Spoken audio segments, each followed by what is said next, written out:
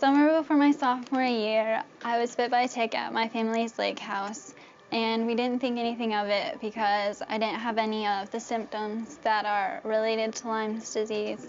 So it was on me less than 24 hours. I didn't get a rash. And so, yeah, we thought everything was going to be fine. Then in August, right before school started, I fainted. And again, we thought nothing was wrong. And then in September, I had mono for a week, but I got better before my mom decided to take me to the doctor. So then in November, I got really, really sick, and we finally figured out that all of those things were connected. And I had to go to lots of doctors and lots of specialists, and they all just insisted that yes, I was sick with mono for a while, but now I just needed to get out of bed and go back to school and try and move on. Then we finally found a doctor in Columbus who would treat me and got me on some good antibiotics, and I finally started getting better. And I would go out with friends, and I don't think people realized that just because I was out, like with my friends or with my family, that I was like so sick usually that I couldn't even get out of bed. And if I would go out for like a weekend, then I would be in bed like 5 days afterwards because I was so sick.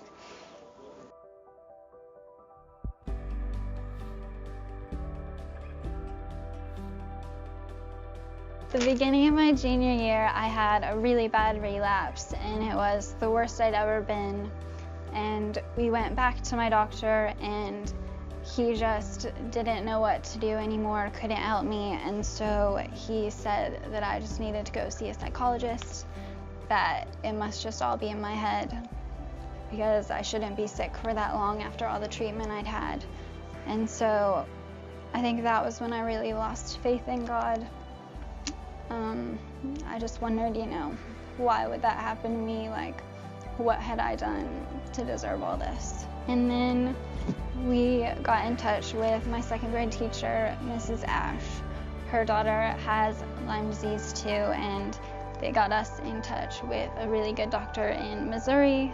I just realized, I started getting better, and I realized that he had patients that were much worse off than me, and I was doing relatively well. And I just realized that I'm going through this, there's a reason for it, and I've been able to help other people through this, and it's just made me a stronger person after all of this. And I'm not sure if I'll get better, if it's something that I'll have to deal with for the rest of my life, but I just know that I'll get through it. A verse that I like is Psalm 46:5, and it says, "God is within her, she will not fall." And so I just think that's related really well to me, just with everything I've gone through. Like, as long as I keep my faith in him, I can get through it. I'm doing a lot better, I think, probably the best I've been in a while.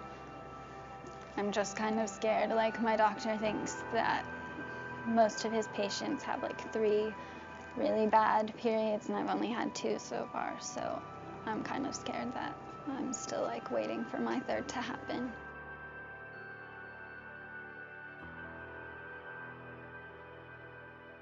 This food theory is a theory for anyone that has a chronic illness, and it was this girl went to a diner with her friend, and her friend wanted to know like what it was like to have a chronic illness, and so she grabbed a bunch of spoons and put them out on the table and said, "You have 12 for the day." And then she would say like it takes 1 to take a shower, 2 to like make yourself a meal, and so many. So you can only use 12 in a day. And then if you want to do something really big, like go out for the night, like with your friends, then you need to save your spoons, so you need to just stay in bed. And so that just is how you explain like the lack of energy that you have. The reason I wanted to do this is because May is Lyme Disease Awareness Month, and so I just wanted to get that out there for everyone to realize like how prevalent I think it is. And just so that people understand, like, there's lots of people that have chronic illnesses or mental illnesses, and they may look like fine on the outside, but you have no idea what's going on with them.